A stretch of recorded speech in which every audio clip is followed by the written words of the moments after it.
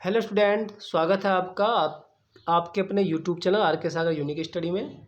तो देखिए स्टूडेंट, आज हम आपके लिए लेकर आए हैं क्लास 12th की जो केमिस्ट्री है उसका चैप्टर 1 जिसका नाम है विलयन। उसका ये 19वां वीडियो है जिसमें आज का हमारा टॉपिक होने वाला है राउल्ट के नियम की सीमाएँ। और जो राउल्ट के नियम की सीमाएँ हैं बहुत ही इंपॉर्टेंट है, प्राय एग्जाम में आती हैं। यूपी बोर्ड 2024 में एग्जाम में क्वेश्चन पूछा गया था कि राउल्ट के नियम से आप क्या समझते हैं, इसकी सीमाएं लिखें। साथ ही राउल्ट के नियम पर ही आंकिक क्वेश्चन भी इस बार पूछा गया था, तो बहुत ही इंपॉर्टेंट है। ज़्यादातर मैक्सिमम जो राउल्ट का नियम है और उसकी सीमाएं हर साल एग्जाम में देखने को अवश्य मिलती हैं। तो देखते हैं कि जो राउल्ट का नियम है उसकी क्या क्या सीमाएँ हैं। देखिए बच्चों, मैं आपको बता दूँ, सीमाएँ, अवगुण, कमी या दोष सभी एक ही बात होती है और सीमाएँ को इंग्लिश में हम कहते हैं लिमिटेशंस। ठीक है, तो आइए जानते हैं कि जो राउल्ट का नियम है उसकी पहली सीमा कौन सी है। तो देखिए, पहली जो राउल्ट के नियम की सीमा है वो है कि केवल अति तनु विलयनों पर ही राउल्ट का नियम लागू होता है। तो सबसे पहली जो सीमा है वो यही है कि जो राउल्ट का नियम है वो बहुत ही तनु विलयनों पर कार्य करता है। क्लियर। तो जो राउल्ट का नियम है वो ऐसे विलयनों पे लगेगा जो बहुत तनु होते हैं। अब आपके मन में एक क्वेश्चन आया होगा कि तनु विलयन क्या होता है। वैसे तो मैंने जो पहले की वीडियो है, दूसरी या तीसरी वीडियो होगी, उसमें मैंने आपको पढ़ाया हुआ है तनु विलयन, सांद्र विलयन, संतृप्त विलयन, विलयन के जो सारे प्रकार हैं वे सभी मैंने आपको पढ़ाए हुए हैं, आप देख सकते हैं। और अगर नहीं देखा है आपने तो मैं आपको बता देता हूँ कि जो तनु होता है, तनु का मतलब होता है ऐसा विलयन जिसमें जो विलय है वो बहुत कम मात्रा में उपस्थित हो। ओके, तो ऐसा विलयन जिसमें जो विलय है वो बहुत कम मात्रा में घोला गया है उसे हम कहेंगे तनु विलयन। ठीक है, तो केवल जो राउल्ट का नियम है वो ऐसे ही तनु विलयनों पे लागू होगा, है ना, जिनमें जो विलय होगा वो क्या होगा, वो बहुत कम मात्रा में घुला हुआ होगा।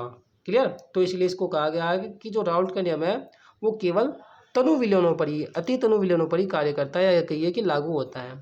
दूसरा है एनटीपी, या आप कह सकते हो साधारण ताप दाब। एन का मतलब होता है नॉर्मल टेम्परेचर प्रेशर। तो जो साधारण ताप दाब है उस पर जो है जो दोनों घटक हैं, दोनों घटक का मतलब विलेय और विलायक अवाष्पशील होने चाहिए। कैसे होने चाहिए? अवाष्पशील होने चाहिए।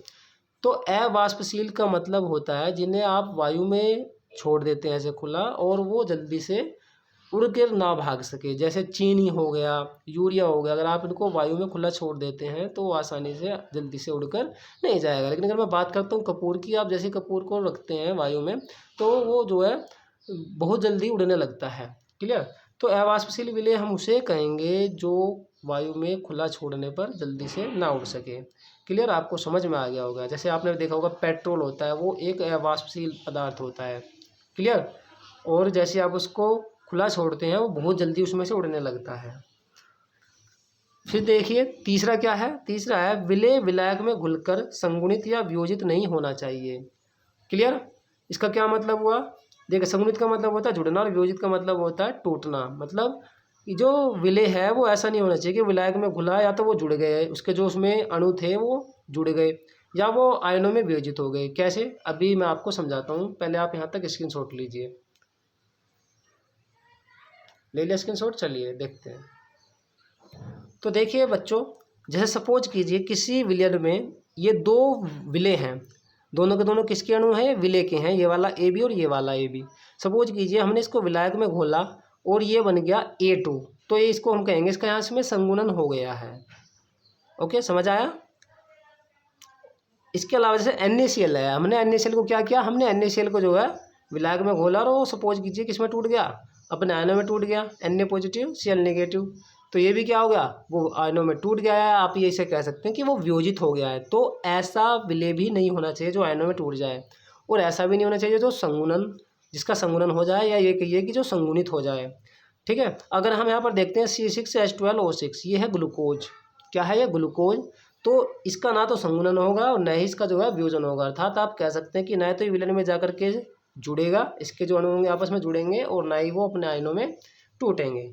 तो बच्चों ये थी आज की हमारी छोटी सी क्लास, आपको अच्छे से समझ में आई होगी। अगर आपको अच्छे से समझ में आई है तो बच्चों हमारे वीडियो को लाइक करें, हमारे इस चैनल को सब्सक्राइब करें, और आप हमारी वीडियोज़ को अगर आप ग्रुप में जुड़े हुए हैं उसमें ज़रूर शेयर करें। और अगर आप ट्यूशन कोचिंग या कहीं पढ़ने नहीं जा सकते हैं तो आप हमारे चैनल के माध्यम से जो है अपनी अच्छी तैयारी केमिस्ट्री कर सकते हैं और अच्छा स्कोर उसमें कर सकते हैं। तो मिलता हूँ मैं आपको नेक्स्ट वीडियो में, जिसमें आपको पढ़ाऊँगा मोलल उन्नयन स्थिरांक।